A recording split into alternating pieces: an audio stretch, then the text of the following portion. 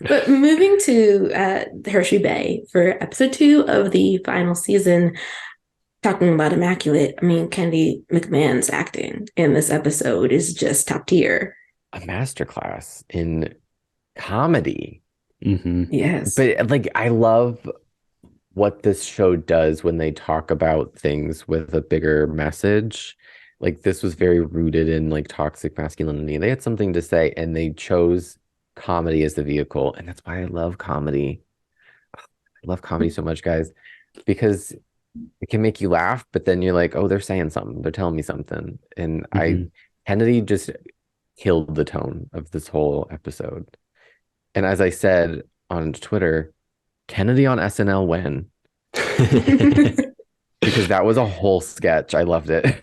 She was so good. And I totally agree. Comedy can sometimes be the most clever thing you'll ever see on TV. And they did have some really serious conversations there. And then you're like, but wait, it's such a goofy episode. And that's just, I think, the beauty of it.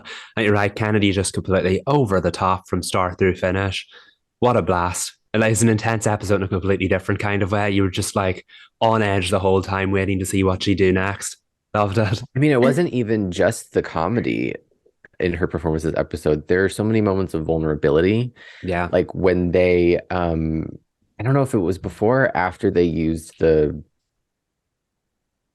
supernatural oxygen mask. I don't know what that was Oh, the called. I stomach forget pump. now. Yes. Mhm. Yeah. Um, Whenever she was coming out of the like tainted water macho man haze, and oh yeah, because after she threw up on Bess's dress and she just looks up at Ace and says, I'm sorry, in that moment of like deep vulnerability, and Bess is just like, oh, it's okay. Clean it off with some seltzer. Not even realizing like the weight of the two words that she just said to Ace. Like there's so many moments where she had a lot to do in this episode and she hit it so far out of the park, it's in a different state. Hmm. It was the escalation for me. It was like she really knows how to properly stay in the pocket and how to get to the moments that she needs to be in and then fall out of them when she needs to for the rest of the scene. I thought it's really tricky to go from what she was doing with the character work with Bro Nancy to then after like you mentioned, Reed, after the stomach pump, or even before that with the clarity, when she's like, I, can feel my emotions, can't really access them, but I am deeply sorry for what just Hmm. happened in this kitchen. And then she was able to like express how she was feeling, the why she wasn't telling Ace about the real aspects of the curse, how she dealt with them.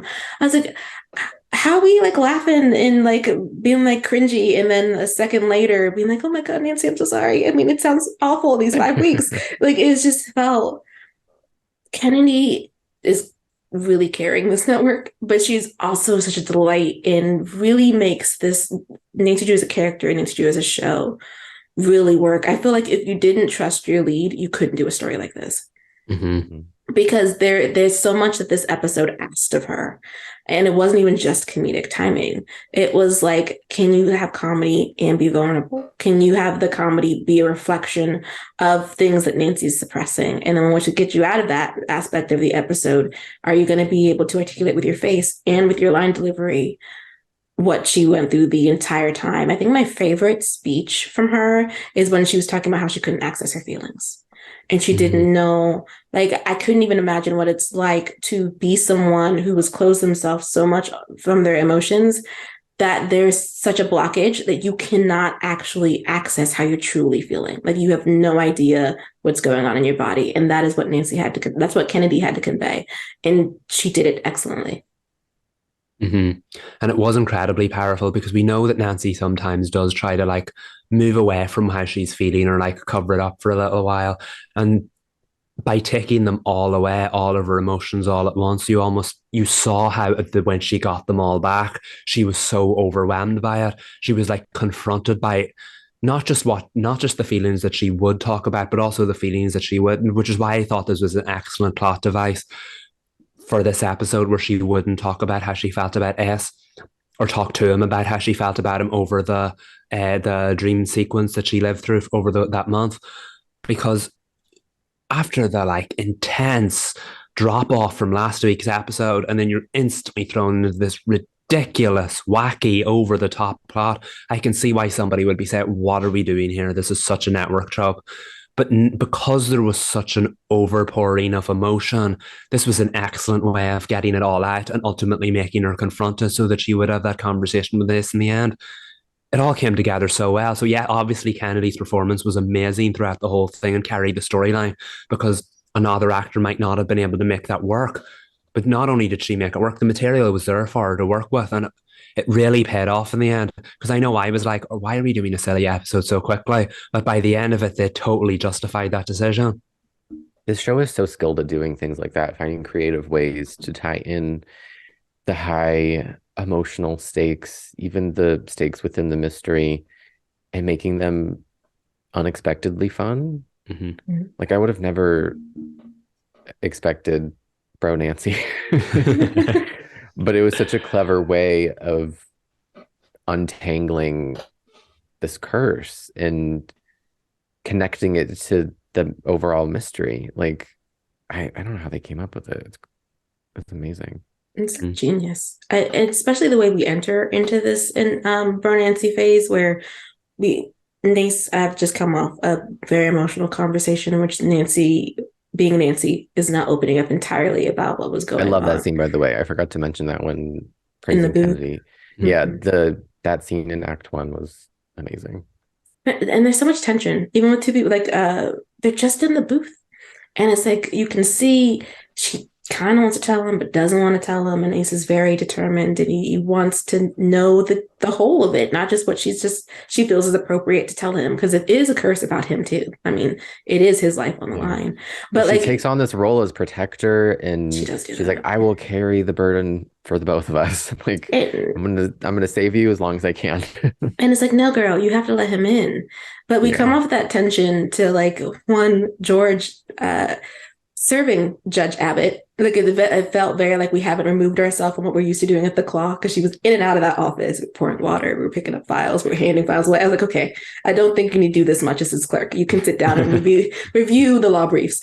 But when by the time they get there, because he had the heart attack, the way that we get to the curse, the Bro Nancy, it's just Ace and being awkward.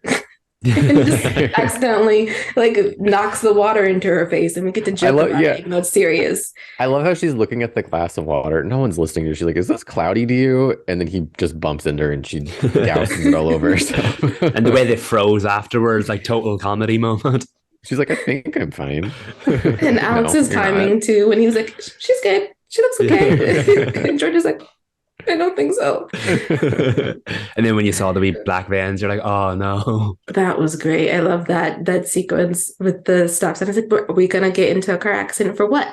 For what? Just let the lady come through the stop sign. And I think I love soft Nancy and Ace, but I did enjoy their argument outside of the car, because it felt like part of Nancy actually crawled through there, which it also is like, he doesn't actually push you that much. So for you to be like, this is what you do, you can't handle that. Like I'm not giving you the information. I was like, that's not what he does. He generally does let you move at your own pace. It's just this involves him this time. So he's pushing. It reminded me of the way she reacted when he was mad at her.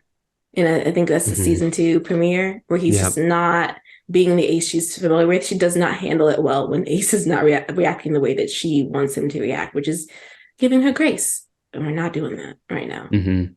Yeah, I totally agree with that, because when they go out on missions together, they've always been like these two parallel forces that they've always worked side by side each other. Whereas obviously now that they're getting on the journey to getting together, and now that they've clashed over this, they're not parallel anymore. They're literally colliding. So what she said to him wasn't fair, but like a lot of what Nancy said to him in this episode wasn't fair.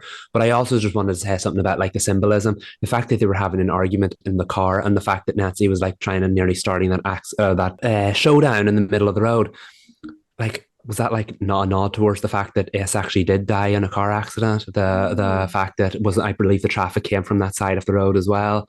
So it was quite like, it would be pretty funny if they used that as like that imagery to kind of make us nervous, because we've never seen them two have that much of an argument in the first place, let alone that intense one in a very, very small, compact car. You know what I mean? So I just thought that was quite kind of genius as well. Nancy Drew's all about the subtleties. Nace itself is a subtlety. So that was kind of really, really clever if that was what they were intending.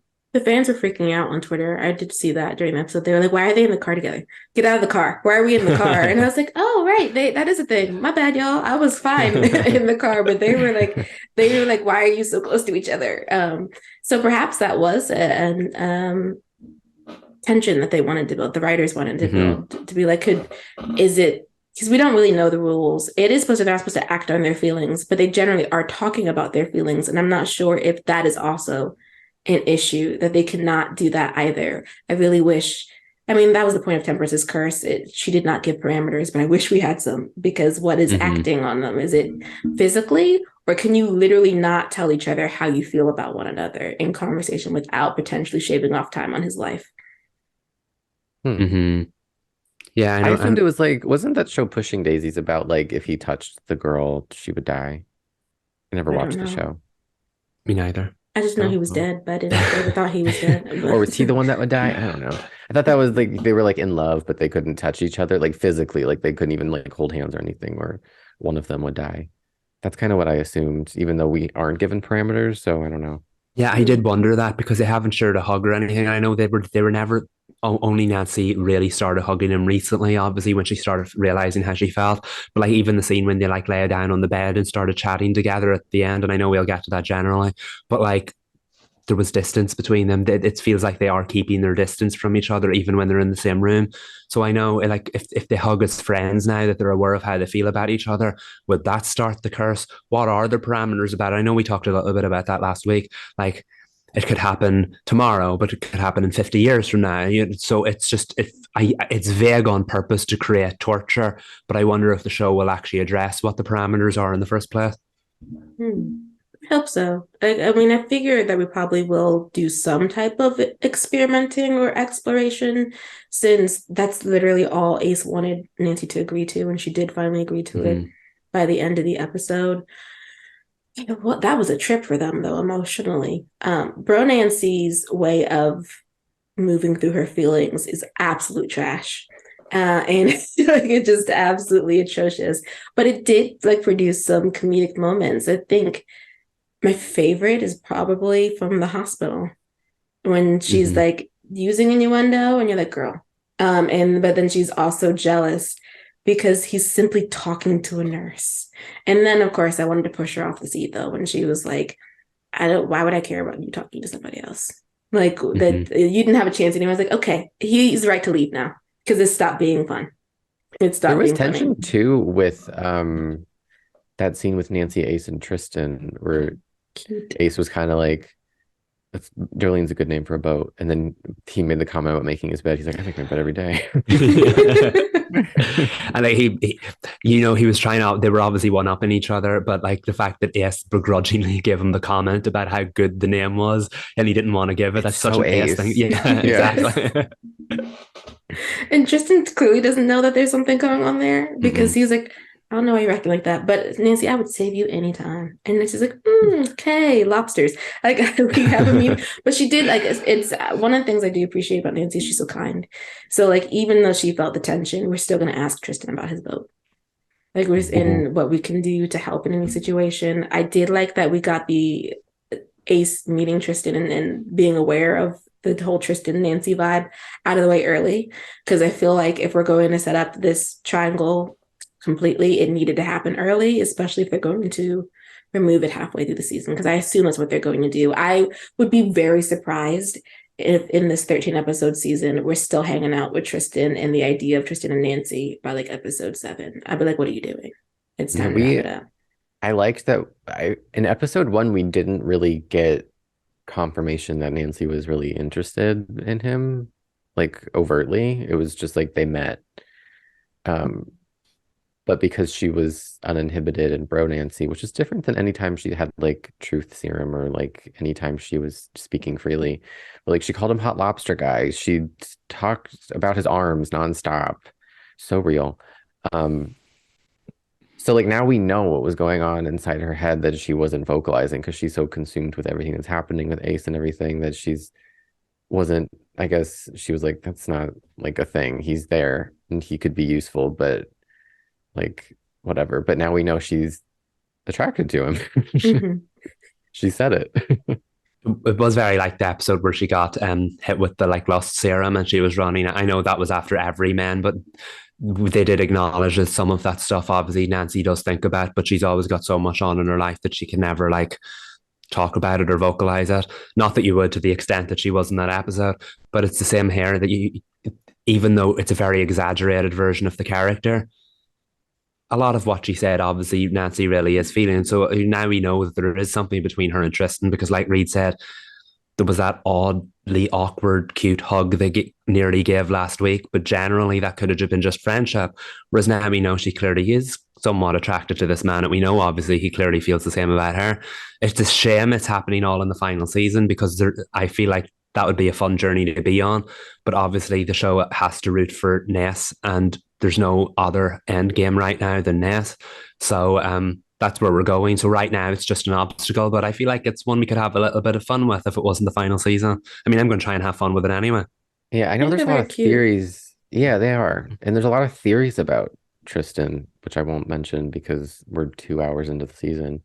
But things that have been said about him playing more into the season. Did Kennedy say that? Something sort of like that, where like Oh, her he's post more. I think it was one of the post-mortem ones where like he will have an active role in yeah. what's going on. My Scooby ears went up when he said that he was adopted. I was like, okay, we know that about you now. And that feels like it's gonna be important because why would we just mention that? Mm-hmm. Mhm. So like now I'm like, okay, gonna tuck that away into unraveling who you are, sir. And will he get on with the glasses? Does he like the glasses? I know he broke in to get that device. I'm interested to see what his I thought relationship with them Ryan is. did that. Didn't Beth say Ryan found it?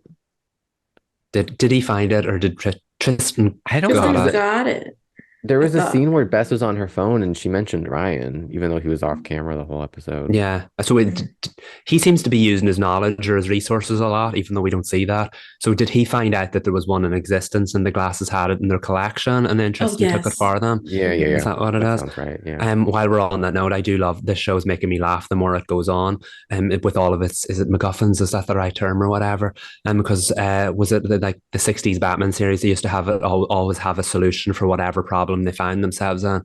Batman would have a thing on his utility belt that wasn't there before, or like when they got turned into cardboard, they had a Bat 3D restorer in the Batcave.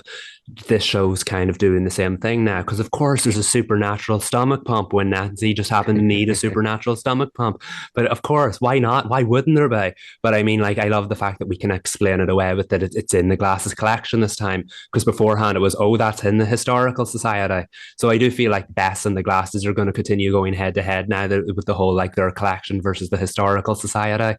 But yeah, it adds another whole new humorous layer to the story. And it connects Tristan to the story in a way that is interesting. I think Mm-hmm. when we do love interest with for Nancy, they often do connect in a way that's important, except for some reason Tamora never did. But I think that's probably because they just decided to toe dip that one halfway through that season. But I do think one thing I do want to say, at least for the shippers, is just a reminder that this is very in character for Nancy.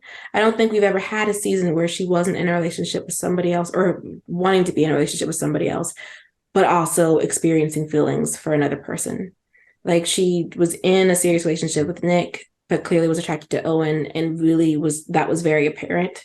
The more that they started hanging out with each other, she was getting over Nick, but at the same time starting to notice Ace. And then there was, we're not going to touch the Tamara thing because that didn't make sense. And then she was into Ace but unsure about his feelings, so therefore was leaning into her relationship with Park and was going to do that seriously. So now, yes, she has feelings for Ace, and they're very big feelings, but she can't be with him, so her attention is starting to move a little bit towards Tristan. Nancy seems to be a person who has enough room in her heart to be able to handle who she's in love with, but who she wants to try something out with. It's who she is. So I think that like, is Tristan Mm-hmm. a threat? No. Like what, because she can't be with Ace. But I do think I like them. I think they're very soft. They could prove me wrong if Tristan turns out to be maniacal or manipulative in any way. I'm trusting that the necklace he handed back to her, that's a symbolization of both her mothers, hasn't been tampered with. We know who his parents are, so it could have been. But he could just be a sweet boy who really just wants to do his best and capture lobster and potentially take Nancy on a date.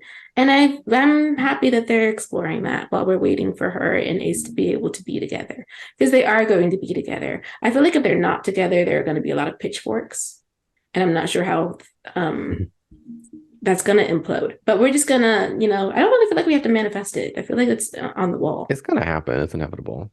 Yeah, We're on the road. The curse. They're gonna break the curse, and he's gonna ask her to go on a walk. It's all gonna happen. Oh, that would be a lovely parallel. Yeah. Yeah. I just don't want that to be the final scene of the series. No.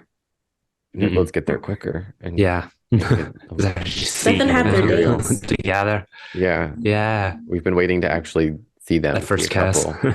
Because there is a scene, don't come for me, anybody. I'm just, thinking out loud here. There were some scenes where they were like so desperate to be together. And part of me is like, we've never actually seen them together apart from that, what Ace called a hallucination. Like, they've always just been like pining. Like, we've never seen them. So part of me was like, I don't know, like, maybe I shouldn't even say this, but like, part of me was like, we're really rooting for these people that we've never actually seen together. Again, I want to see them together. I was just like, that's an intrusive thought I had during some of the scenes that were really beautiful and great. I don't know. I just had to vocalize that. We did say we do have to rush things sometimes, that we didn't see them have that first kiss. So I guess that's what we're waiting on. I look forward to it. Like you said, we're on the journey. We are getting it. It is inevitable at this point. It would be ridiculous for the show to go in any other direction now that it's the final season. But yeah, we're on board. We're rooting for them and seeing how this journey plays out. Before we talk about the mystery, though, since we're on the topic of romance, the romance was interesting this episode. To see Nick out there with Jade, who he'd met on a dating app, and that is cute. The Bess pointed out, this is your first time getting back out there, and he's like, no, it's not. And she's like, well, everybody's been in our friend group, so it is. And he's like, you're right. I wonder how Jade is going to play into the story, if at all. She might just be, they might just be a part of the background plot. And that'd be interesting. They are a social media person, which could be something that they do a case with, where like maybe it's a social media network that has gone awry and Jade's a part of the episode. But I thought that Nick dating is cute. I think it's a nice little Z plot to the side. I thought that was adorable. It does kind of seem like a layover to getting Nick and George back together. I think that's in my mind, what I'm picking up on is that's the game plan, is them being together. Because who did George text when she found out about the water? Nick. Yeah. And I think that was one of my favorite things about this episode, because we actually got to see Nick and George have some scenes together that did not make me want to roll my eyes, because that was it was struggle for them in season 3. And I really enjoyed their time together. I like this Nick and George friends era. I, like Reed said, I do think there's an end game in mind here. I do think we are getting back together at some point. But it's so nice to just see them at a point in time where they're on the same page again, where they can kind of root for it. Yeah, actually. Absolutely, 100%. And I just love seeing George is at a place also where she feels like she can be more of herself as well. Can I say that introduction where you just saw her walking in the heels, and then she like struts over to the booth and she like kind of profiles Nancy and Ace by saying, "Oh look, you're together but not too close together." Not only a great way of catching us all up on what went on since the last episode, but I just love seeing George succeed. And then the fact that she held Judge Abbott to account in the end, this man who she started to idolize. Yes, George, here for this era of George. Love it for her. I think her character arc from the beginning to now is probably my favorite. Seeing her come into her own and do something for herself and have agency over her life. Like, she was a single mother, essentially, running a business, doing what she needed to do to make ends meet. And she was rightfully so angry when we first meet her. Like, because she's stressed, she's carrying a lot.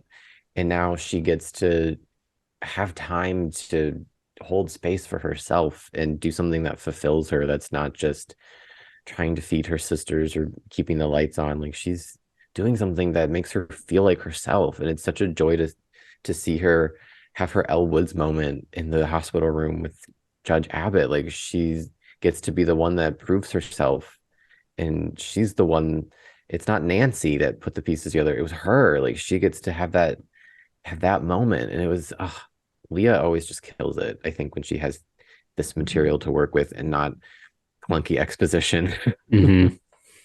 I think her storyline, George's, like you said, through the like a series long arc, is very inspiring because we do meet her at a place where she's at an absolute low. Even I think later on, I don't remember which season it is, but she alludes to, I guess she was going to take her life.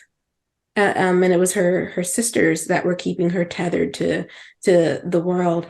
And it's to see to see her work through emotional turmoil and her trauma and get to a better place is a lot for people. I think is very important for people to see, especially with her background. She was a young girl who was raising her sisters, whose mom was a drunk, and there was a reason behind that. But she also, it doesn't excuse what was happening, and it doesn't excuse like the men that were in and out of the house. It doesn't excuse her feeling like she has to be a parental figure when she should have just been a kid. Not to mention there was the whole Ryan thing, and then not having to claw back her self-esteem and her self-worth and her value. And she is clicking around in these heels and she's speaking directly to a judge about what he should have been doing. You could tell that she's going to be a force in Horseshoe Bay as a lawyer because she knows what it's like to be someone who's been taken advantage of by the system.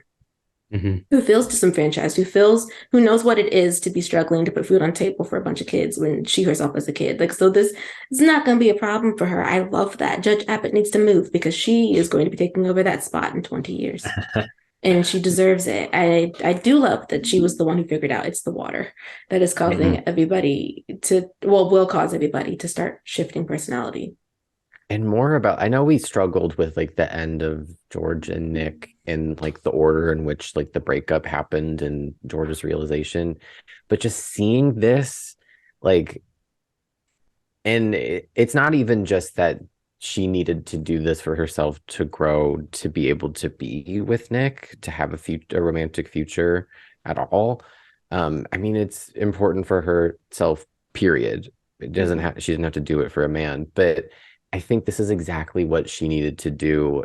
And I don't remember if she vocalized it in this way, but before she got married and maybe their life was different and maybe she wouldn't be able to go to law school, I think she really needed this for herself before she committed to something for the rest of her life. Because she was like, what is my life? Is it just being someone's wife and running this business and raising my sisters? Can I do something else? And I think this was really important for her character specifically, to find that strength within herself to be like, no, I'm capable. I can be a lawyer. I can do this. And I think it's important for anybody to step back and realize that, like, it's okay to prioritize yourself before you commit to something else. Mm-hmm. Because I think she really needed that. And the way that it's being communicated subtly is, once again, chef's kiss. We're not being hit over the head with like, George needed to learn about herself. Like, it's just happening. And she is really thriving. She was flourishing in this episode. And I feel like one thing I really enjoyed about it is that she almost did maybe as much, if not more, investigating than Nancy did, or at least more successful investigating. Because I know Nancy was running in all guns blazing and making accusations. And I think in the end, she actually ended up being right.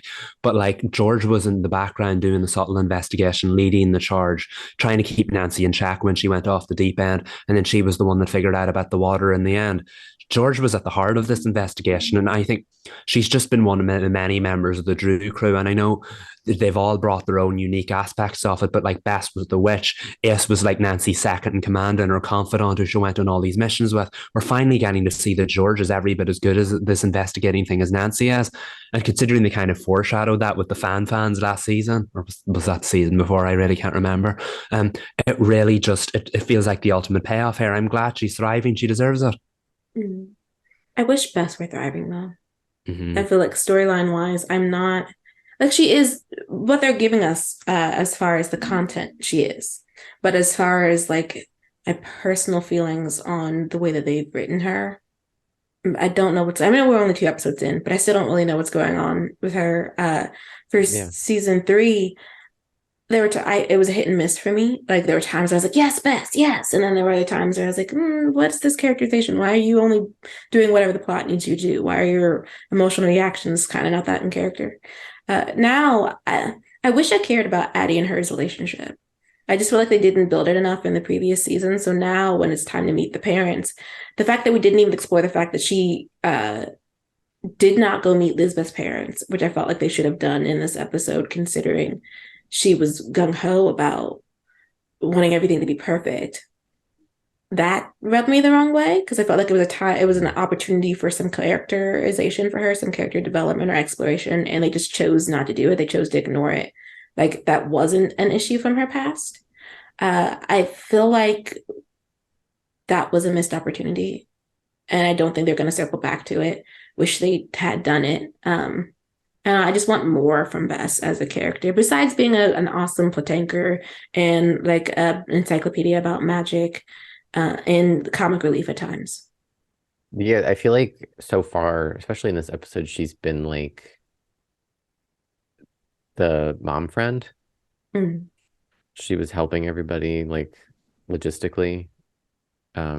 Yeah, I'm not totally locked in yet on what Bess is up to. Although I did love when she was planning the menu for the Meet Your Parents dinner, everything she suggested was fried. I was like, that's so real, Bess. And Addie was like, that's still fried. That made me laugh.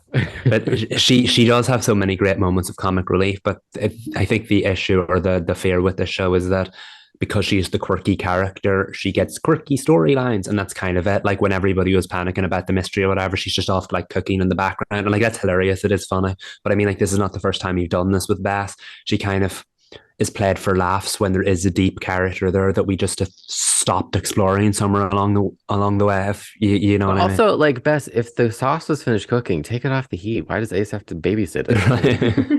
That didn't make sense to me.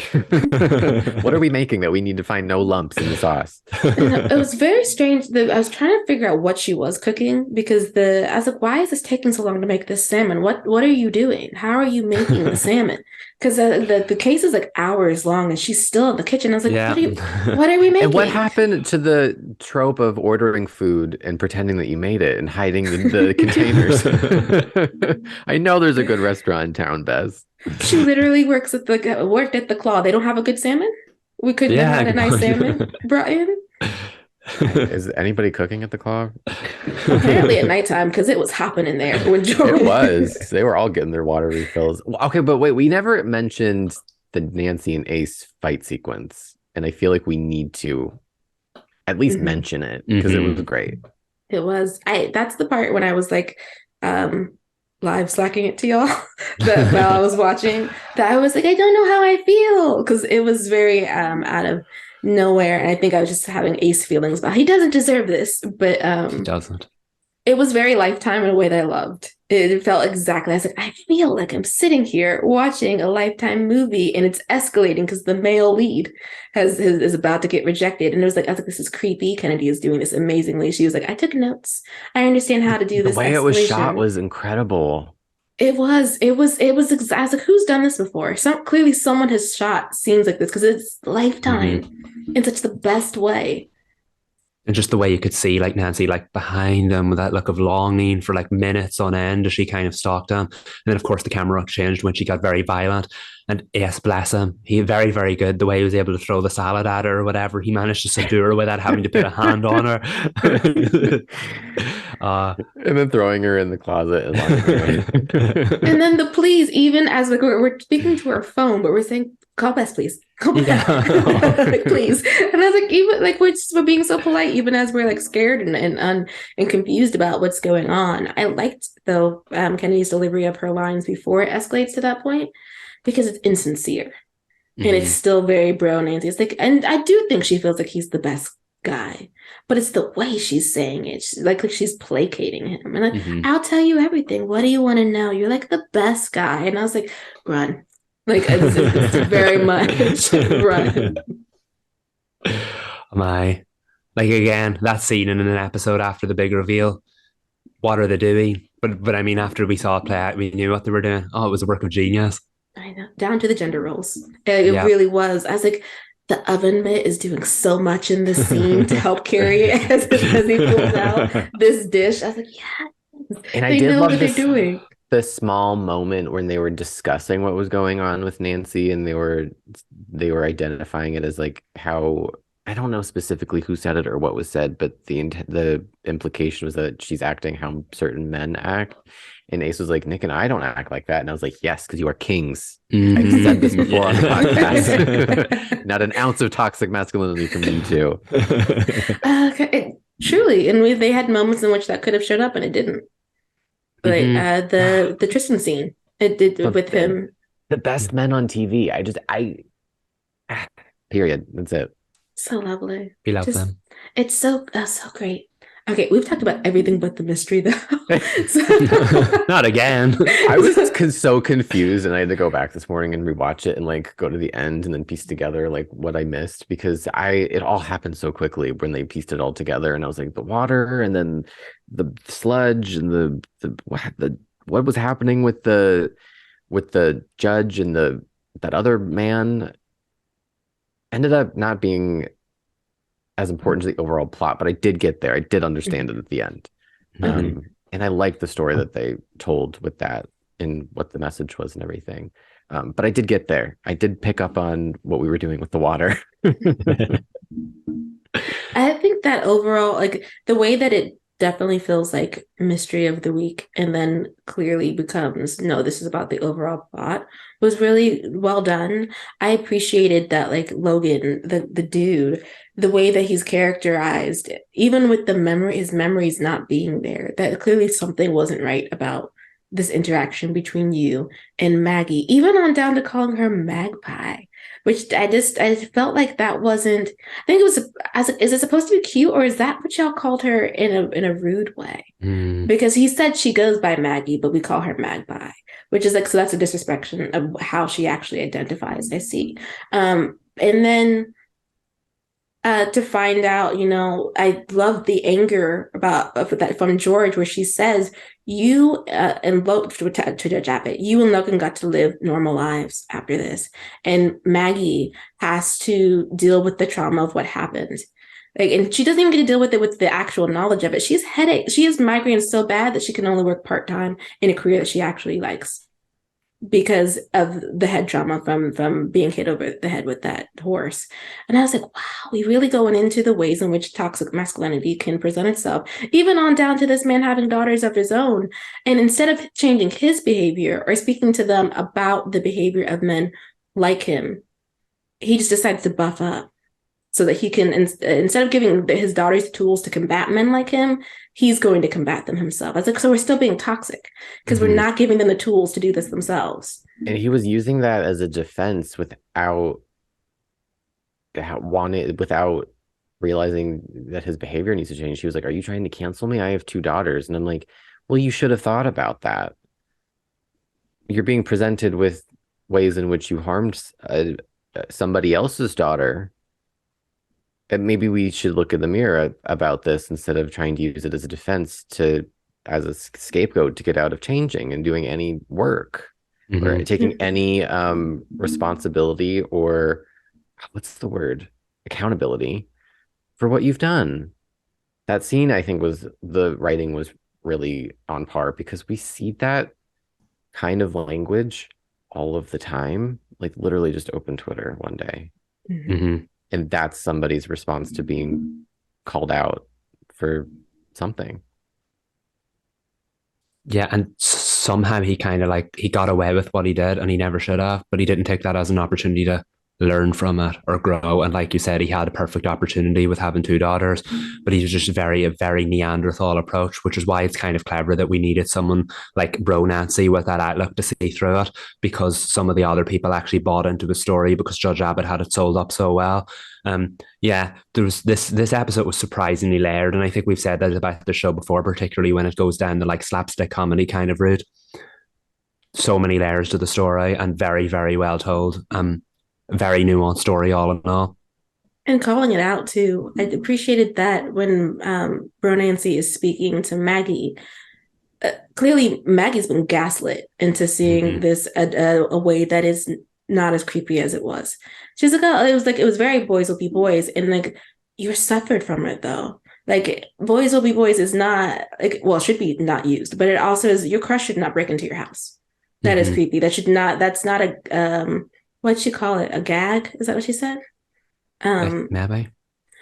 And I was like, I am so sorry that for years you've been told to feel differently about this, even though it was traumatic. And no one wants to find a random, well, not random person, but even someone they know just in their house just because.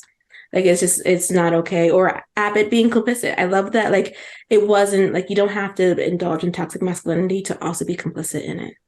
And to, especially for your own benefit. And I guess for his sense, it would have been like he made a mistake instead of acknowledging that mistake because he was up for the seat, right? He just decides to cover it up. And I guess let the good he does later outweigh the bad thing that he did. It's like, that's not how that works. And then, speaking of Abbott, there's more going on here than they know yet, but it sounds like he knows more. How did Logan lose his memories, and why was he insisting that George not look into it for her own sake? Obviously, this must be related to the sludge, or is the sludge bringing out some of the dark secrets in town that have stayed buried for so long? Is that why it rose the dead in last week's episode? Is the sludge actively working against the secret Judge Abbott's trying to protect by bringing it out into the light, or are they related in a different way? I feel like this could be the strongest mystery we've ever had on the show because we still know so little about it. If you know what I mean, it's very, very well put together and below the surface because it's never been the main plot of either episode yet. And I think it being in the water source too is going to be interesting. So like either Abbott knows, he does know more than he let on, but I do want to know how much he knows and why he knows it, and then how the sludge being in the water supply is going to change everybody and what that sludge even is. Like, and who, if it was created, who created it? Yeah. And will it I'm guessing Bro Nancy's starting to gone now. So the broness is gone since it was restored to Logan. But how will it manifest if people are just drinking it in the water? Will it manifest in a different way in somebody else in next week's episode? I feel like it's going to keep us on our toes, and that's a good thing. I'm excited to see how it comes about next. It's a really exciting season. And we're only 2 episodes in. I wish we had previews of the next episodes, though. I know. Apparently we don't believe it. Yes, we don't believe in promos now. Apparently. How did we end up here? I don't know. I don't like it, though. In 2022. I remember they started doing this with Supergirl a few years ago. Everybody complained, and Supergirl got his I would promos take back. the 5-second Dynasty promos at this point where they just showed Liz saying something snarky, and I'm like, I don't know what that meant for the next episode, but I guess like I'll take that. I feel like even 5 seconds of this episode though would have driven the fandom like bonkers. Because it's just like, especially if it was Bro Nancy, they'd be like, what's going on? Or even just Nancy clicking her pen away as she's watching Ace and is very jealous about what's going on. Just give us a promo, please. Cut something. I don't know. Or even if it's just like a scene, it would be lovely. Yeah, like if they did the Dynasty approach with the one scene, like it really wouldn't have been that hard for them to do. That is how you conduct an investigation, since it was in the trailer. I mean, like really, we've just given them a 5-second promo. This has turned into a mini roast for lack of Nancy promos. And you know what? Let's roll into the roast, the actual roast that we had planned.